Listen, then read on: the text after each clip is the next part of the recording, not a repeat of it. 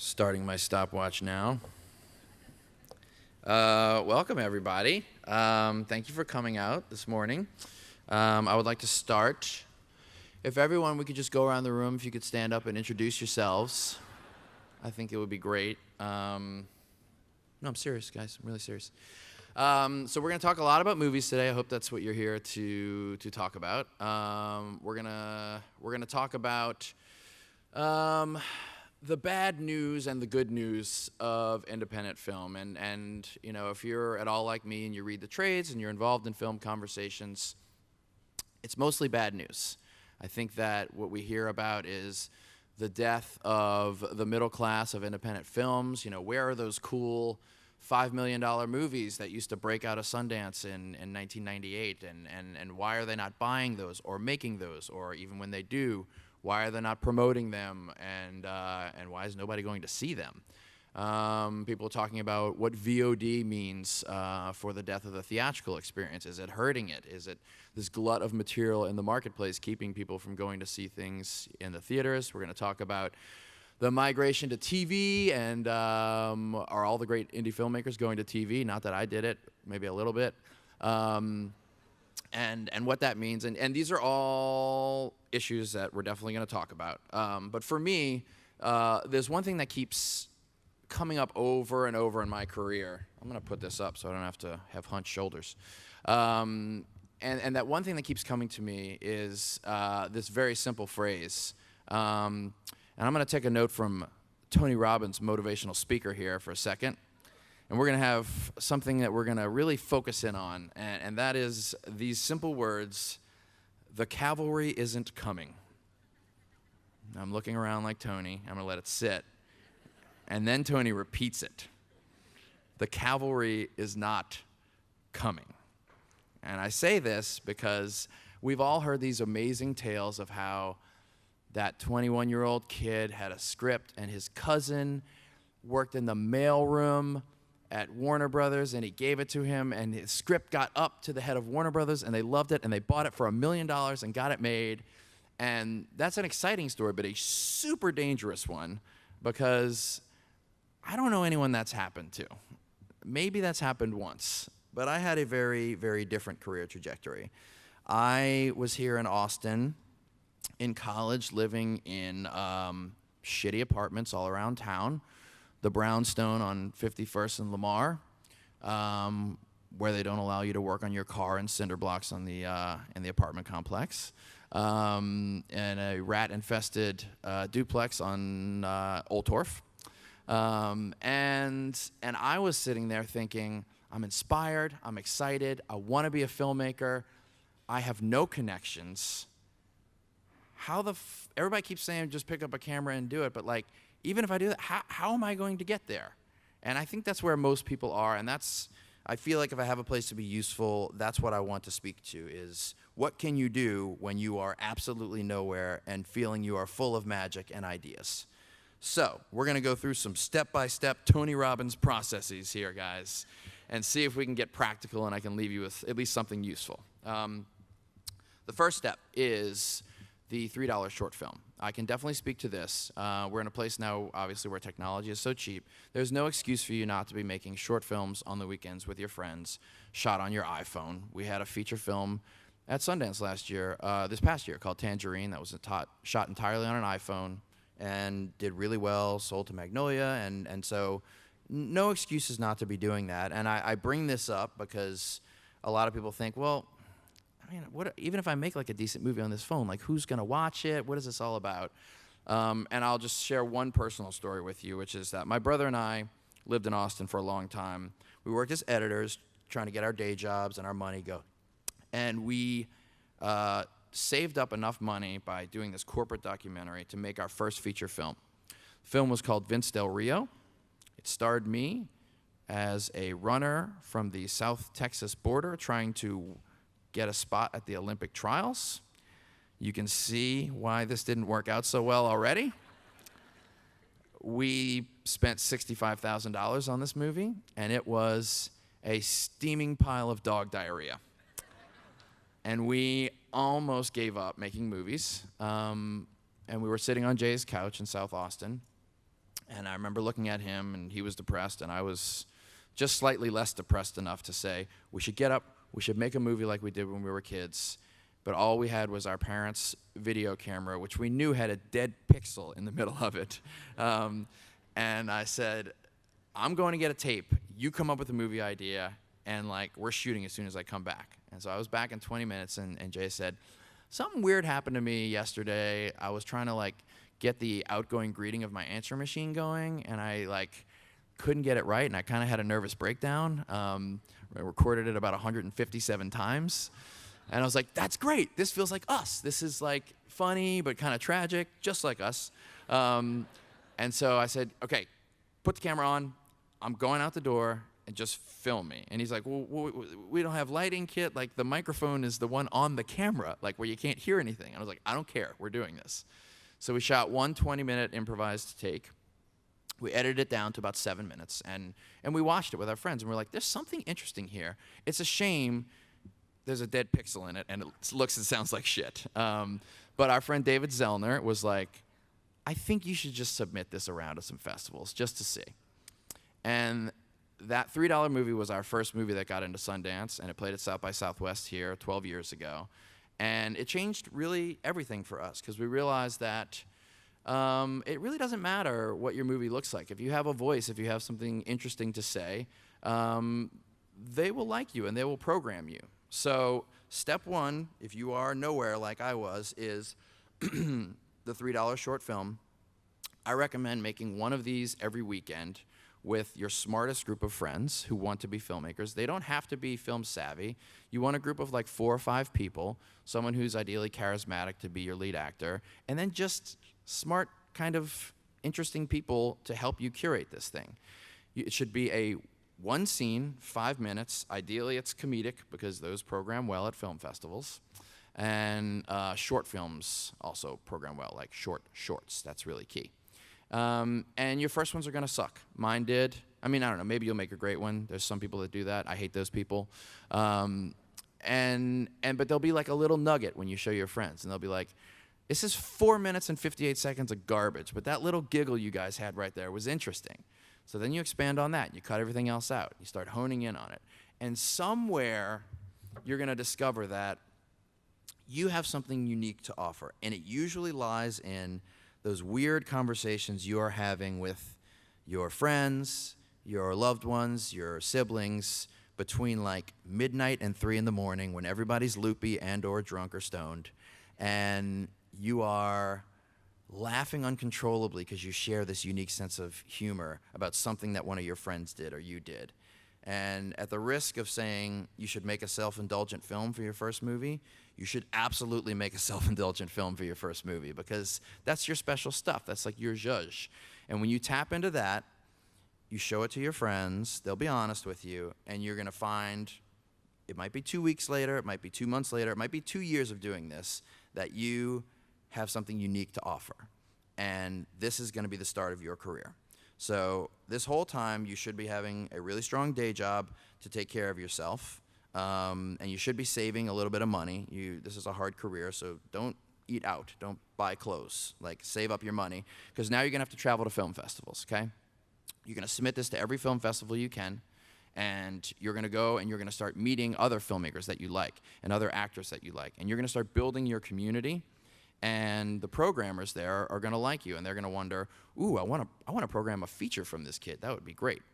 And the whole time you're going around this festival, there is a small chance that an agent is going to sign you and say, I love your movie. I want to pitch you to direct a movie. The Cavalry's coming. It's coming. Cavalry's probably not coming. I'm just going to be honest with you.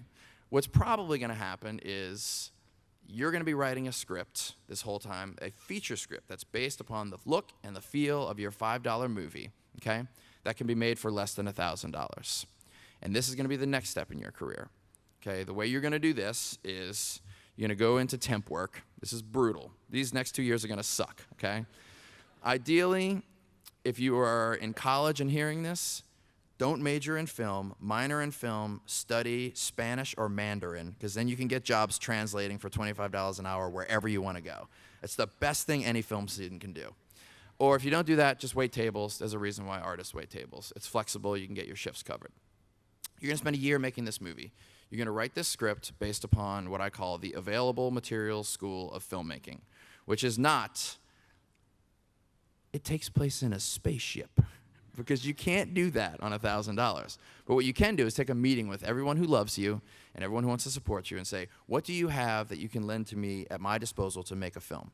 When Jay and I made the puffy chair, it was very, very clear. We had my apartment in Brooklyn, my wife Katie's apartment in Brooklyn. My street was really quiet, and I knew we could shoot on that. I had a van because I was playing in bands, so I was like, road movie, that's good for a van. There was a furniture store in Maine that was going out of business, and we had 2 identical chairs we could get for like $300. I was like, great, I'll burn one of them. That will be our big stunt in the movie. It'll be awesome. And we reverse engineered a movie that fit inside of these things so that we knew we wouldn't have to wait to make it. We knew we could make this movie at a cheap price. And you gather up that group of friends you made your shorts with, and you guys are going to go out with a crew of 5 to 8 people. And the way you're going to do this, and please don't print this, this is just for the room. You're going to go to some box stores that might rhyme with like Clone Repo, and you're going to buy lights and extension cords and all these things. And they have a 30-day return policy where they give all your money back. You're going to shoot your movie within 30 days, and everything is going to be free. You're going to go to another store that rhymes with Rests Lie, and they have cameras that you can buy with only like a 10% restocking fee. So you're going to buy those cameras, and then you're going to return them. Or if you want, you can just shoot them still uncompressed on your iPhone if you like that look. Might make you more unique. Either way, these are the things you're going to do to keep it cheap, okay? And if you have an agent at this point, they might be saying, don't go do this. I can get you some money to make this. If you allow them to do that, you will end up in development for 5 years, and you will not get your movie made because you're just a short filmmaker with nothing behind you. Go make this movie on your own. The cavalry is not coming. So, with this movie you make, there is a chance that the movie's going to go to Sundance and it's going to sell for $1 million. It might happen. Probably not. Probably what's going to happen is you made something really interesting that's a little bit flawed because you're a new filmmaker and it's your first feature. And that's okay, but it's unique and it has a voice, and you're still doing temp work, and you're running around to every single festival that you develop relationships with through your short film, okay? They want you back. They're excited to program you. And this is where the capital of film festival starts to come in. You're definitely going to get an agent at this point because you made a feature that works. That's good. We'll talk about that in a second. But there are movie stars at these film festivals. Every film festival has like 3 to 5 movie stars at it that come and get the sponsors in to do it, okay? And what you want to do is get your movie in front of these people. And when you have this agent, they're going to say, should I bring you scripts to direct? Should I bring you this? Say, no, no, no, no. I want you to do one thing for me. I want you to send my $1,000 movie that's inspired but kind of flawed to every single actor in this agency that means something. And I want you to set screenings every other week so that I can get actors to fall in love with my work and then build another movie with them. And this is going to where you start to climb. A lot of these movie stars are going to be like, fuck that. I don't want to make a movie on an iPhone with this dude. He does not know what he's doing. But one of them, within 2 weeks, 2 months, is going to respond. And he was, let's call him Randy Hercules, okay? Randy Hercules was on like a CBS show that ran for like 6 years. He's super rich, and he's super depressed because he hates his show. And he is dying to do something creative. And you're going to meet with Randy Hercules, and you're going to say, Randy, I saw your show. You're really good in it, but I know you're better than this. And you'll have done your research, and you'll have watched Randy in interviews, and you'll have said, I might be able to use this darkness of Randy to do something interesting. And you say, I'm going to build you a role, Randy. What is the role you absolutely want to play and that no one has offered you? And Randy is going to fall in love with you and follow you to the ends of the earth.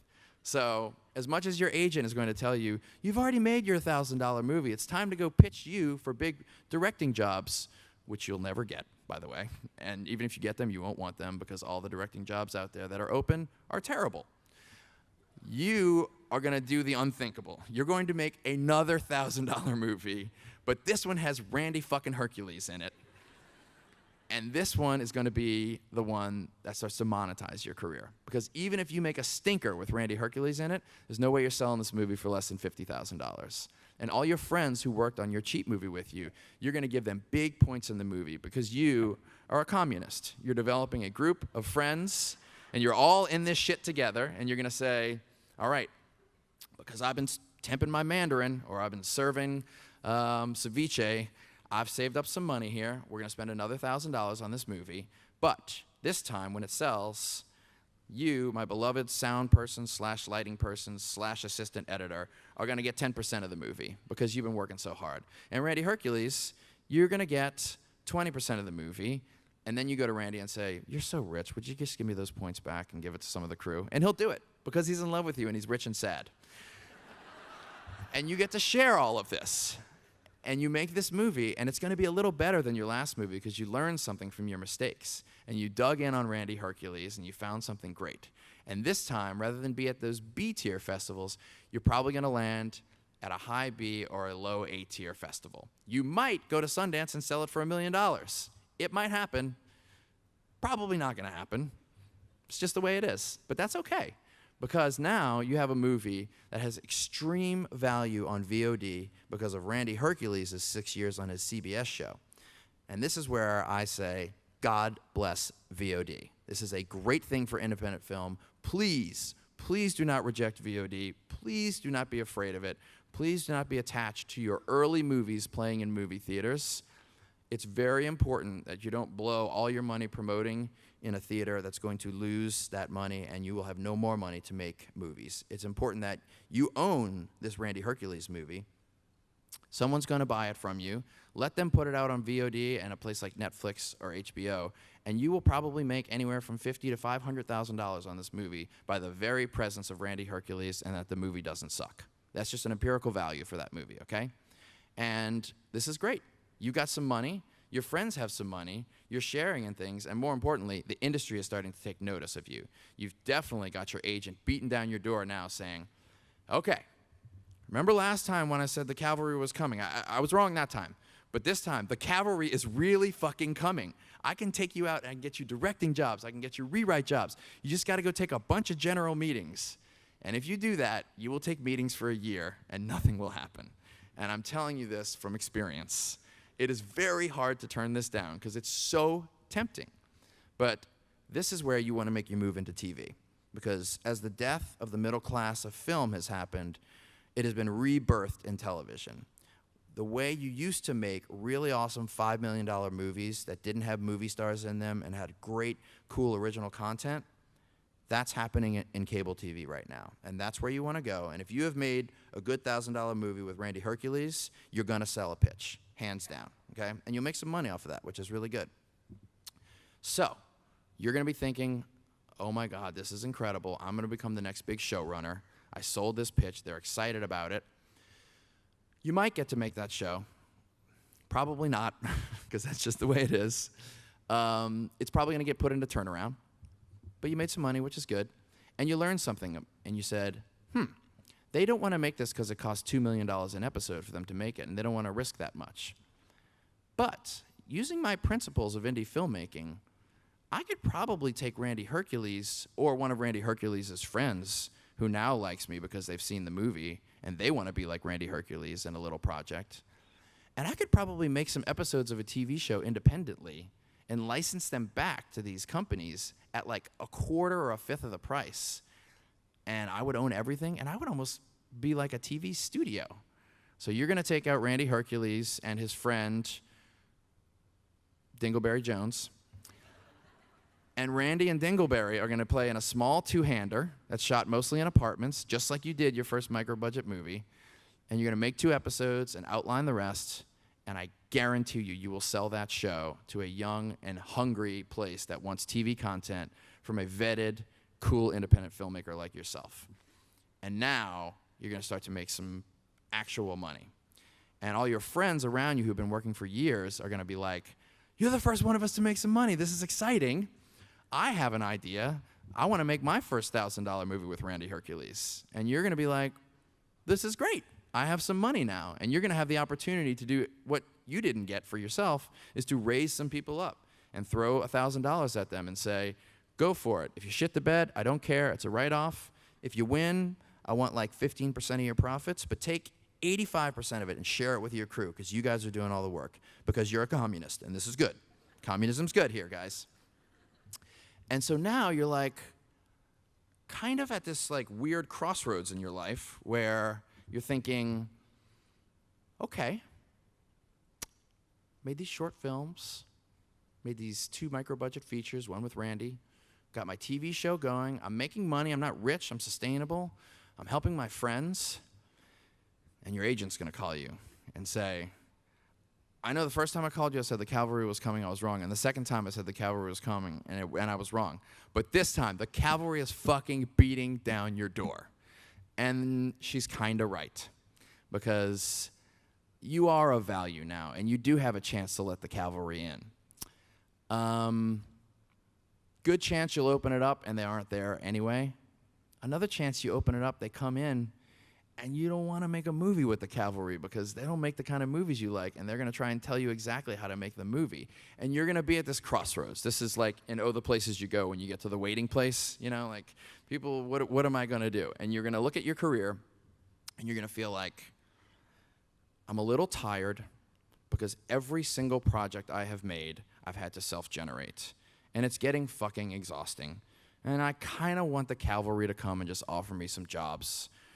And it would be really amazing not to work that hard. And this is the really, really hard truth. And the truth is, still, when you're at this place, when I am at this place I am at, the cavalry is not coming. It sucks. But this is where the good news starts to come in, okay?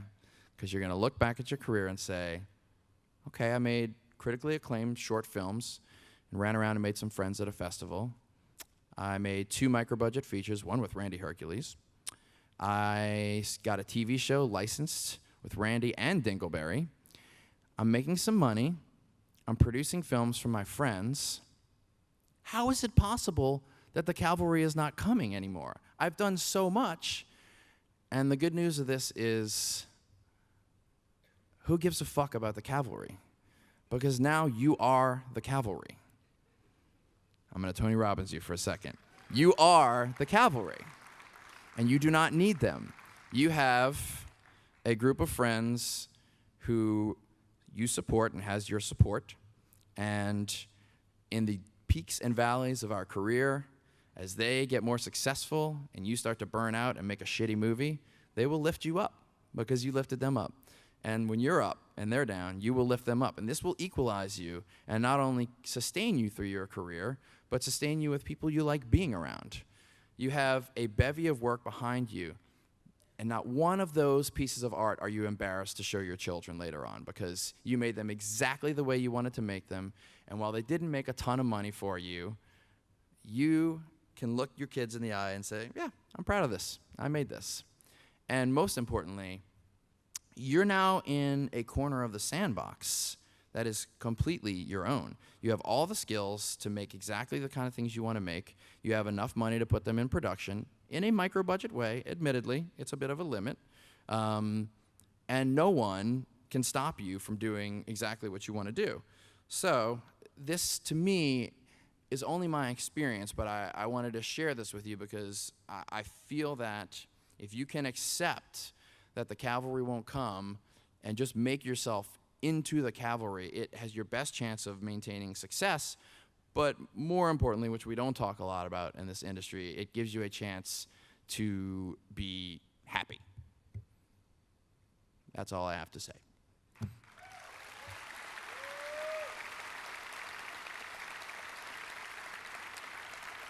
So, that being said, I know I made a lot of grandiose statements, and I know there's some specifics left out. I would also love to be challenged on any of these ideas. If some of you were like, oh, that's bullshit, doesn't play that way for me, because I'm still trying to dial this model in myself. So I would like to open this up to questions, or if you're interested, just like really awesome compliments. Those are cool too. And I will open the floor to you guys. I can't see very well back there, so I'm gonna, if someone has one, you just like shout it. Oh, there you are. Okay, good. There's a mic, and you just walk up to the mic. That's what happens. Hi, I'm Melody Brooke, and I'm a filmmaker. Hi, Melanie. Hi. And our first feature film is in post-production right now. Congratulations. We have a couple of minor stars in it. And, of course, now we're looking to try to figure out how to do the distribution side. Yeah. So any advice or direction that you can give around that would be great. Yeah, I mean, you want to head for the A-list festivals first, and you want to really like Sundance, South by Southwest, Tribeca, LAFF, AFI, Cannes, Toronto, Venice, these places that might be able to, you know, sell your movie. And I know I'm talking a lot about business here, but it's very important that you understand business to serve your creative. It's just a part of the game. So go for those. If you get in there, fucking A, you're good to go. If not, start looking at more of those second-tier festivals that aren't necessarily sales markets, but are going to be building tools. And sometimes you can win awards at those festivals, which will bring more attention to it. Most importantly, go to those festivals and meet the other actors and the other filmmakers that you want to work with. And start thinking towards your next movie. Always start thinking towards that. We've already started writing it. Great. Good for you. Have that at the festival so that when people see your movie and say, I don't want to buy this one, what's next? That's great. And then I would say most importantly, try to get yourself to a VOD service. Even some places like Vimeo that are like trying to brand themselves and might push you a little bit. Film Buff, even iTunes themselves. You know, our great friend Matt Dentler supports young movies, and he'll help place you on the front page a little bit. And don't be afraid to self-distribute that movie. And this is just a small logistical detail. If you have a company that's offering you no money and you don't like the guy who's running it, I actually would recommend self-distributing instead of selling it to them, because this movie, which is not valuable now, in 9 years, when you are really successful, if you own that whole thing and you haven't sold it, that's going to be your Blood Simple of Coen Brothers, and you're going to be able to sell that for a lot of money and maintain that value, because they'll be like, oh, look what Melanie made back here, and you know, Sundance Channel will want to buy it, or somebody. So hang on to it unless you find a good one. Awesome, thank you. It's Promises Movie on Twitter and Facebook, just so you... Did you just fucking promote up in here? You got to do what you got to do. Good on you, kid. Good on you. Yes. This side. Hey, how you doing? I'm Ross. Hey, Ross. I have a question for you on the dynamic of, you know, we're in this age of we all do it all kind of thing. Yeah. So you're an actor, you're a director, and I think that dynamic, I just want to know how you deal with the dynamic of when you say I'm an actor or you're in your own films. How do you deal with kind of the egotistic nature of saying like, oh, I directed it. Well, I also acted in it, but the reality is that I wrote it because I'm perfect for this. Like, how do you deal with the gross nature of creating roles for yourself and how to not be ashamed of yourself as you maneuver through the world? No easy answer for that. Therapy, really good for that. But I would say, you know, to my earlier point, there's a way to address that in my mind that is like, look, there's a lot of great literature that says no one under the age of 30 makes a good piece of art that is not autobiographical. I have zero access to other actors. What I do have is access to myself, who understands the material. So while I might not be the greatest actor in the world, it's nice having a filmmaker inside of the scene, because if I feel it's not working, I can improvise around it and maneuver it. So until I find a better actor who's willing to work with me, I will do. Cool. And I think that will hopefully make them respect you 20% more. Sweet, thank you. Yeah. Probably not, though, just so you know. Yeah. Hi, Mark. Hi.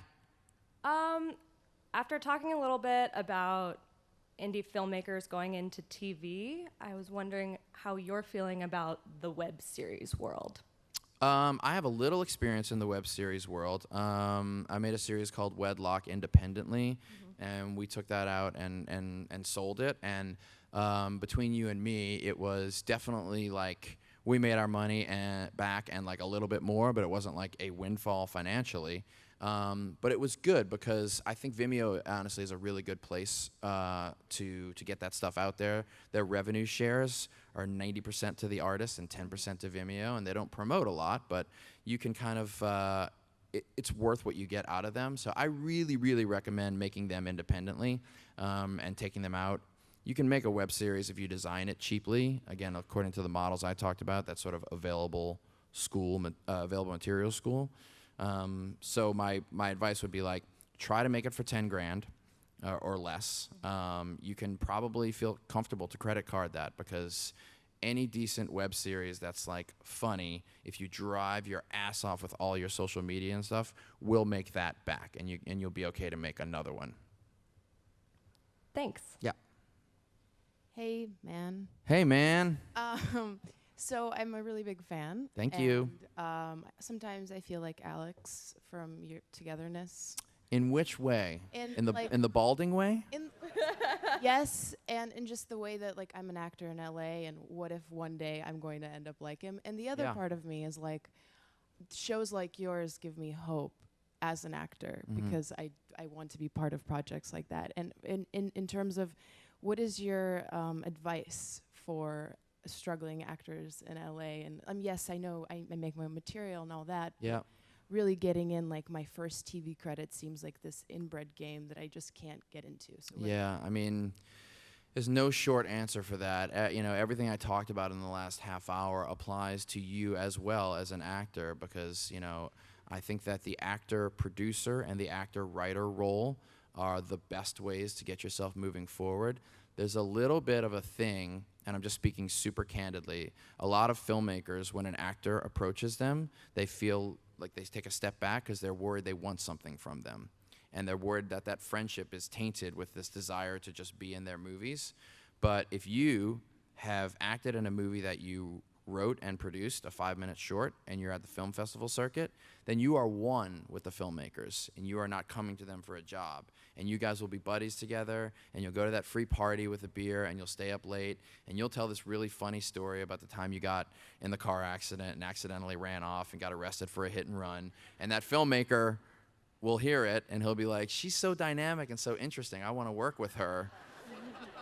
And that's how this shit happens. I mean, you need to make yourself a member of this community as opposed to trying to burrow your way into the community, because that's really, in my experience, I cast and call from my group of friends, and the way into that and the way that that community is created is mostly through traveling to film festivals with a decent piece of art. So think about what you're really, really good at doing. Like, you know what you kill at, right? Okay, well, you got to figure that out. Yeah, you got to figure that out. You're probably being falsely modest, but like, you got to figure that out. Like, I'm so good at doing this kind of thing, and write a 5-minute piece for that and produce it, which really only means just like finding a friend with a camera who kind of knows how to shoot, and start making shorts like that, you know, and get that into a festival, and then it will start to grow from there. Thanks, dude. Yeah. Hi.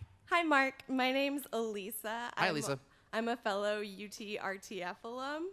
I really enjoyed Togetherness. Thank you. And the party episode, my friend and I watched that and also enjoyed some similar tea. Good. And it was a wonderful episode. Are you drinking that right now? No, I'm not.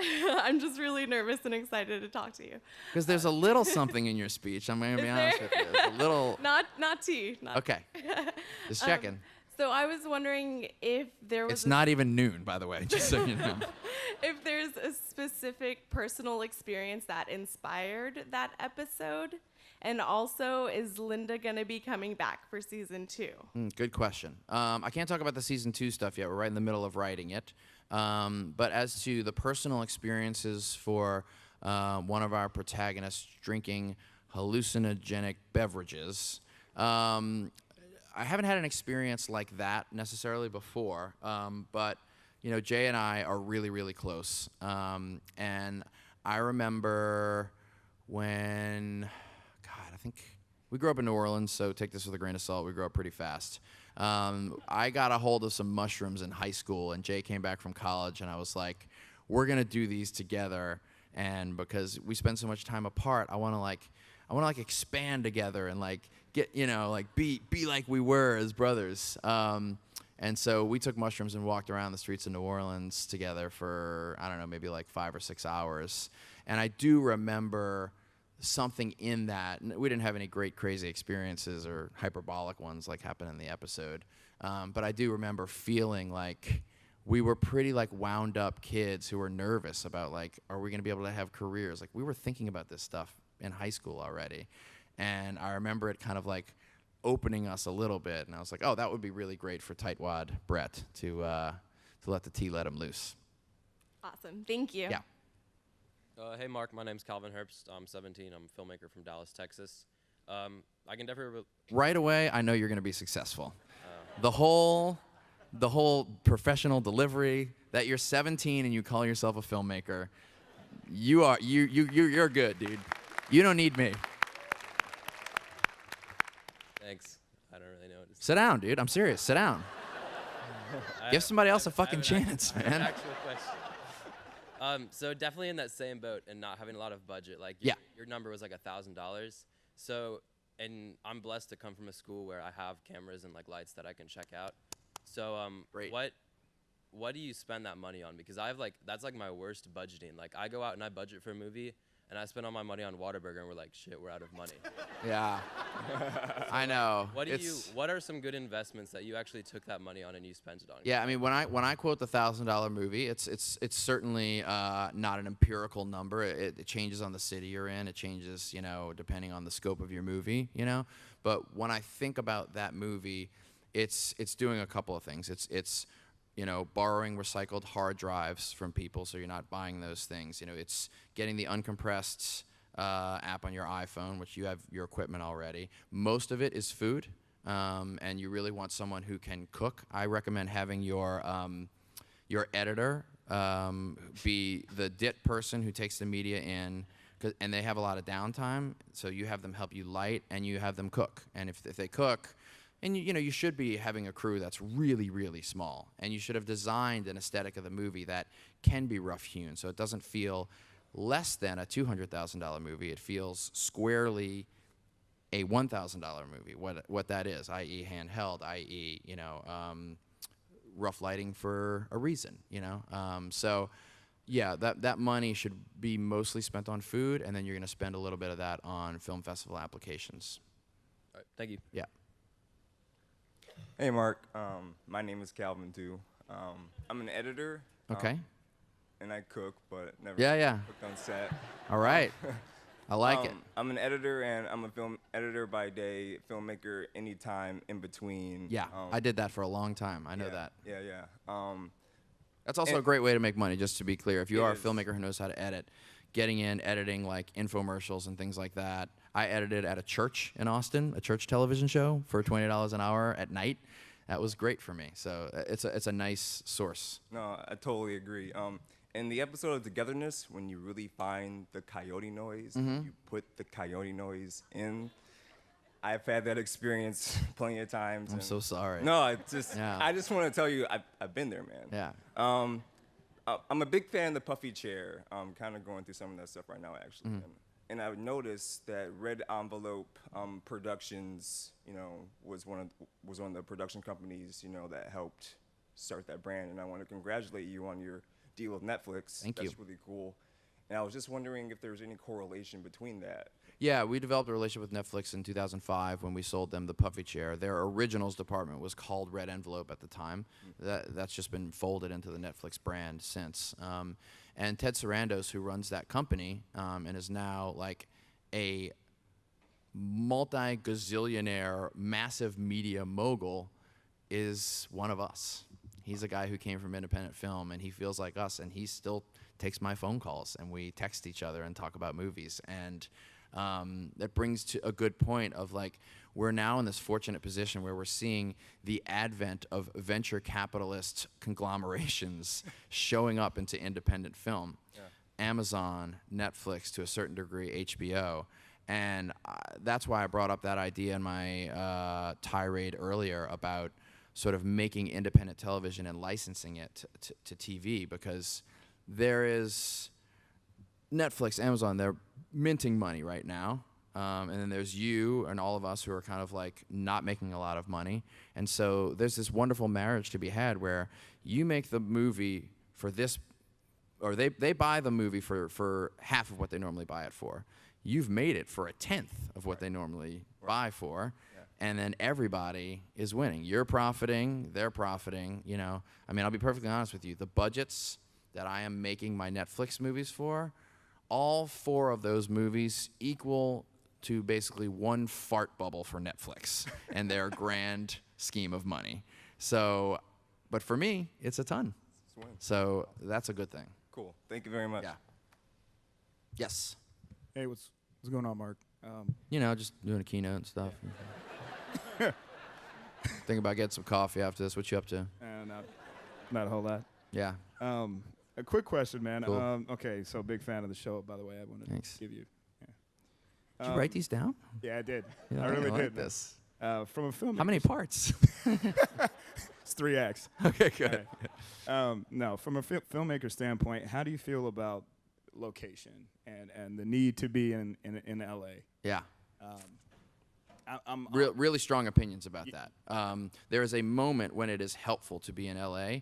It is so much better for you to keep making your stuff in a small town while you're finding out who you are, because your rent's going to be $265 a month. You're going to get support from the pharmacist when you want to shoot in the pharmacy because your dad knows him. You know, when we shot The Puffy Chair, we shot it mostly in my wife's hometown she grew up in, where her dad was a doctor, and so we could shoot in the motel for free. We could shoot in the doctor's office for free. I really think it's very, very tough to make independent films in LA unless you kind of have a name or something to offer them. They will just be like, get out of my face, basically. So to use my speech, up until the point in which you have made your $1,000 movie with Randy Hercules, that is the moment when you could consider moving to LA to get jobs. But Zellner Brothers, still living in Austin, making their movies, doing their thing. It's a great way to do it. Thank you. Yeah. I would only add it's important if you're an actor. If you want to get that portion of your career going, that's important to be in LA for. Yeah. Yes, sir. Hey, Mark. I'm Jeremy Burgess. I'm a writer-producer out of Birmingham, Alabama. I've been doing shorts for a few years. Great. And it's been going okay. I've also been working on my first and only feature-length script. Mm-hmm. It's brilliant, but it's going to be... I knew that. It's going to be expensive, Yeah. And that's always been in the back of my mind Yeah. the whole time I've been writing it. Should I throw that in a closet and let the brilliance burn into my soul? Or should I keep working at that instead of shorts? How do you that? do with multitasking? Fairly okay. I have like 4 jobs. Yeah, I mean, and have your short films been going around to festivals and like doing We're okay? wrapping one up in about a week, and so I'll tell you next year. Okay, got it. Yeah. So I would stay on the shorts train, making shorts until you get those shorts into the festivals and really where you're at. I would finish that super passion project of yours that's brilliant and expensive, and have that ready to go. Because again, there is that chance that if you make this short and Janet falls in love with it and she premieres it at South by Southwest, and it's also in the same shorts program as Randy Hercules' friend who made it, Randy might see your movie, your short, and say, I want to make it, and then you can get your big movie made.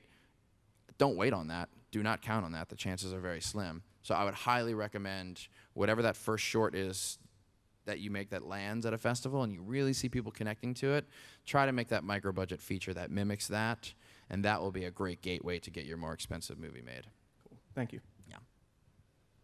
Hey, Mark. My name's Marshall. I'm finishing up UT RTF studies this semester.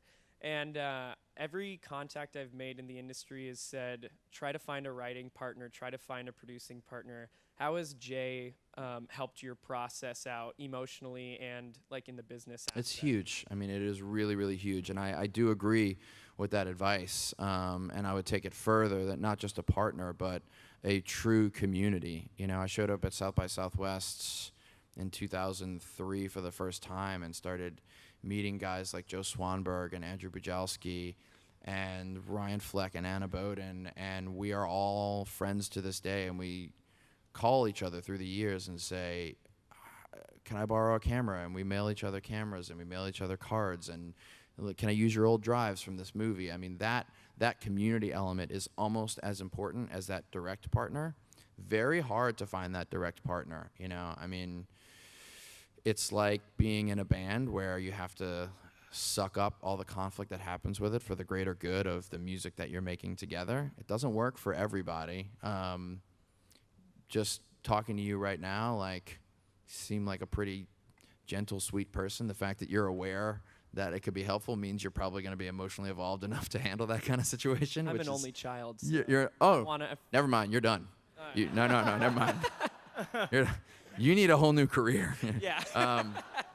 So yeah, really hard to find, but certainly scope it out. You know, I will say that I'm in two positions. I have my main partner with Jay, but Jay and I also have affairs on each other, where like he goes off and makes like Transparent, and he went and acted in this movie, The Manson Family Vacation, that's premiering here tomorrow, and I kind of shepherd a little bit and guide, but like I stay away because he needs to have those other partners, and I do that with like Lynn Shelton and Colin Trevorrow and these other people, and so you can also have one-off creative relationships that work really well too.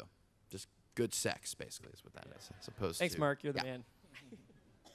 Hey, Mark. I'm Eric Pachicano, and I'm a producer, filmmaker. Okay. You know, producer, writer, actor, actually. Okay. And I just wanted to thank you personally, because I honestly didn't know who you were before I walked in here. Get out. Get out. But I did. Get out. You're on my list of things to watch. Okay, Togetherness is on my list, and it has been for a while. So I would have known in the future. Yeah. And so that's exciting. It's an incredible statement, by the way. So I would have known in the future. yeah, it's definitely true. If you make that the title of your first movie, somebody's going to watch it. Oh, yes, they will. Yeah. And I just wanted to thank you personally because you have just confirmed everything that I personally have kind of set as far as my career and what I'm going to be doing in the next, few years, lots of years, but and I wanted to kind of on this level say thank you and say remember me, I'm Eric with an A, and one day we'll be on that level together, and I'll talk with you, shake your hand, and say I appreciate everything, and I'm here because of you. So thanks a lot. You gonna raise me up? You gonna hook me up? Yeah, one day we'll hook each other up. I'm feeling that. I like the confidence. All right. It's Eric with an A. Let me be clear. I will be totally burned out and worthless in 10 years, so I'm gonna need that. Well, I'm here in Austin, and Okay, and good. so Good. at some point. Have a great day. Excellent. Thank you. Yes, sir. Hey, Mark. I'm Puma Tanapan. I'm also a filmmaker in high school. Next year I'm going to be a senior, and I'm kind of moving forward into this next level education. Yeah. Of choosing what to do college-wise. Tricky call. And I also don't want to dig my mom into a hole and go to somewhere super expensive. Great thinking. So I was wondering if you had any suggestions on how I should move forward into going to college, basically.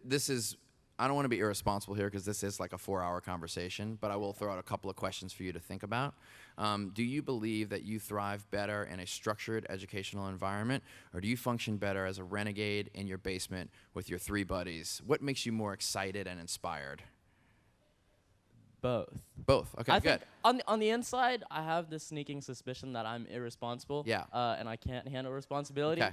But at the same time, I feel like having that lack of responsibility allows me to be. So there's a combination here. There are these trade schools like New York Film Academy. They're not the greatest things in the world, to be honest with you, but they're like 9 months. And what they do is they teach you the empirical tools of filmmaking. Okay, so you and your mom won't go broke. You won't waste 4 years, and you'll be, which is good. You'll be like 19 when you get out. And you'll know everything you need to know about making movies. So even if you run for 2 years trying to make movies and you decide, you know what, this isn't for me, I'm not sure I'm this, as you mentioned, you're still only going to be 21 and you got plenty of time to clean all that up. So for college, I generally recommend go in and get just the necessary things that you absolutely need to make the movie. Granted, if you came to me and said, dude, I've already read all the textbooks, I know what the 180-degree axis is of shooting, and I know how to shoot uncompressed on an iPhone, I would be like, 100% do not go to film school. You are ready for this. Okay. Go out and do it. So you're saying like, if I already have that experience, which I think I kind of do. Yeah. Just do something I would else? skip it. I would save the money and skip it and think about the money that would have been that and say, Mom, give me 1/10 of that so I can go make my movie, one movie. Yeah. Alrighty. Thanks, Mark. Yeah. Hi, Mark. I'm Stacy. Hi, Stacy. I took a BuzzFeed quiz on which league character are you. And I did not get your character, Pete, but I got Kevin, so I think that we're inherently linked. Absolutely. Rose. Yesterday I saw, I'm not a filmmaker, but I'm a curious individual. Yesterday I saw David Chang speak on Momofuku and what's going on in the future of food, and something he said that I thought was interesting was about how today's chefs, anyone can kind of have all these tools from the internet, and it's sort of hard for a young chef because they're expected to be good right away. And in your perspective for the future of film and future filmmakers, do these tools, would you say, I mean, they seem to have a lot of benefits to becoming a filmmaker early and starting your career much earlier than you were able to do. Right. What do you think about maybe The downside of that is what you're talking Correct, about? Yeah. yes. I mean, I'm a big fan of the cheap technology and the tools, and I would never wish that they were not here. I do agree there are some downsides. One is that we're creating a glut of material in the marketplace, so it's much harder to sift through things. And also that, you know, in 1995, if you put out an independent film that was decent, you were only one of 7 independent films, so everybody would come see it. Now there are thousands, so it makes you less quote-unquote special in that way. But the major upside of it, which I will trump to the day I die, is that because this stuff is so cheap now, in 1995, a kid from Ohio in the suburbs who was 14 years old couldn't turn a camera on himself and make one of the more explosive movies that we've seen come out of Sundance, and that could happen now with the technology, and so I'm willing to take all the bad stuff for that sort of like juggernaut potential. awesome? Thank you. Hi. Hi, Mark. Hefe Greenheart. I am a freelance DP, and I'm, transitioning into moving more in the direction of taking filmmaking seriously. Doing writing and directing, and I feel like I can learn a lot from being on set with an established director and learning approach and process. What's the best way to approach somebody you really respect, you love their style, and you want to learn something from them by working behind the scenes on set and kind of break into the sort of like insulated bubble that's maybe around them? I mean, I'm going to give you a pretty specific piece of advice. You don't necessarily have to follow it. I would erase that from your memory because you will maybe learn some things, but it will probably be really hard to get to that point if you don't have connections, and you'll spend a lot of time and energy trying to find a connection to a filmmaker that is good enough that you want to emulate, and it might not even be healthy for you to learn and emulate from them. And I would take all those cumulative hours and I would gather up 3 or 4 of your friends and start making movies. And then what's going to happen is you're going to start making movies that are like you and that are totally unique. And honestly, if you start emulating things, it might beat something original out of you that you never could have known. For instance, if you don't know what the 180-degree axis is right now and how to shoot films, you might shoot it in this ignorant way that's totally original and interesting. And that's kind of cool, too. That happened to me a little bit earlier. So, at the risk of sounding a little cavalier about it, I would really spend more of your time finding out who you are as opposed to shadowing someone else. Thanks, Mark. Yeah. Hi, my name's Stephanie. Hi, Stephanie. I love all your stuff. Thank you. I just wanted to tell you that, first of all. I'm not a filmmaker, just kind of a creative person. I write a food blog.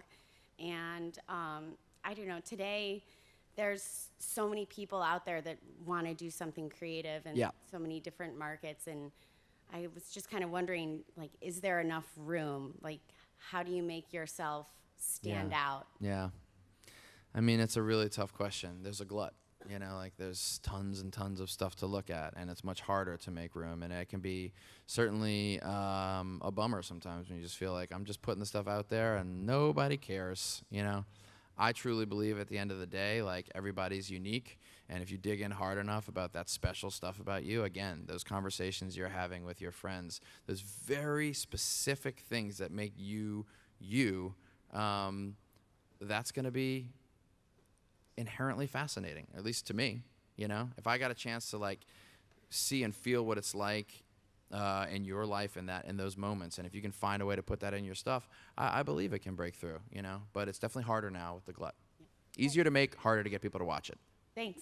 I think we're running out of time, but I think we can do one more, and I think it's you. Hey. Oh wait, shit! There's a guy in a green over there. Okay, we're gonna do 2 more real quick. We're gonna go them fast. Hi, Mark. I'm Gail Bean. How are Hi. you?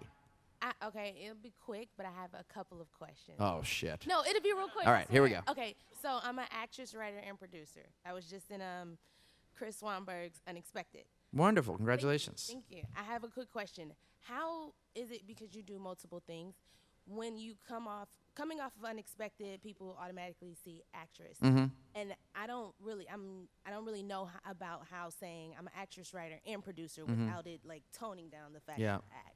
What is your advice on that? I mean, you just have to actively combat that and just say like, yeah, I mean, I was in the movie because I'm a friend of Chris's, but really I'm a filmmaker first, you know? And that standard response, you keep doing that over 6 months, that's what's going to happen. That being said, it's not bad that people are looking at you to be an actress, and if they like you in it, that's good, you know? And you should say, great, interesting, I'm not just an actress, I am an actress and a writer and producer, and I have this script that I have written for myself, and it can be made cheaply, and you want to get involved. You know, I mean, you just got to take control of that conversation. Okay, and then my second question would be, so coming off of that, when you are approached about other projects that, like how you said, the Cavalry's not coming, and then when it does come, it could be like a bunch of crap that you may not want to do, or... Yes, most of the time it is. How do you say no? Well, a lot of times it's easy because it's not an offer to you, it's an offer to fight for it. That's the key. It sounds like they'll take you in for a meeting and say, we want you to direct this movie. But what they don't tell you is that they're talking to 25 other people, and you're going to have to go pitch to them and spend a month getting your boards ready and getting your story pitch together, and you're not going to get it. And you will do that over and over again. And I can't tell you how many friends I have who've done that for 3 years straight because the temptation of getting that $1 million gig is there, and they end up doing absolutely nothing. And that's really the bummer of the Cavalry Is Coming. Is it sounds like it is, but it really isn't. Okay, cool. That's it. See. Okay, that was a little long, but it was pretty good. All right, green guy. Hey, so I'm an actor, writer, and I work for this startup too. And I guess the question is, how do you, or can you ever get rid of like the "this is no good" voice that is in your head? Because I have a million ideas. Yeah, the "this is no good" voice is great, and it's one of your great assets because it's going to help you from making something bad. You know, if you have the bliss gene and you're like, "This is awesome," you're never going to know that it sucks. So that's a good thing. Okay. Accept it, honor it, go to some therapy, you'll work through that. All right. I'm still doing that. A couple of tricks. When you're writing, I find it's very bad to write in Final Draft or in a document because you can see what you're writing and you're thinking to yourself, oh God, it's garbage, and you lose all your confidence. So try this trick where you take a little dictaphone or a handheld recorder and you speak out your scripts into it. You can't see the words. Also, you can't turn back. It's linear. And so what you actually have to do is it forces you to just get a vomit draft out. And you accept, because this is a vomit draft, it's going to be stinky. That's fine. No big deal. So your dialogue will all sound the same because you're talking that way. And your scene descriptions will not be eloquent because you talk them out. But you're going to get impeccable pacing because your body knows how to pace a movie because you've sat in front of so many movies. And so then you can click into that other side of your brain, the "this is no good" brain, and start empirically editing that thing. And that's a nice little trick for me. Also, involving your friends and your peers in every way, shape, and form in the process to take the voice off of you for "this is no good" and put it onto them and let them help you. You'll stop beating yourself up as much if everyone else is voicing and helping you guide this thing. People don't do that enough. I find a lot of people that get caught up in this auteur bullshit of like, this is my vision and I'm making it my way. And it's just like, no, making a movie is impossible. You need help. You need people you know and love and trust to help you guide this stuff. So a community will really help you with that. Cool. Thank you. Yeah. Thank you guys so much. I'll stop talking now.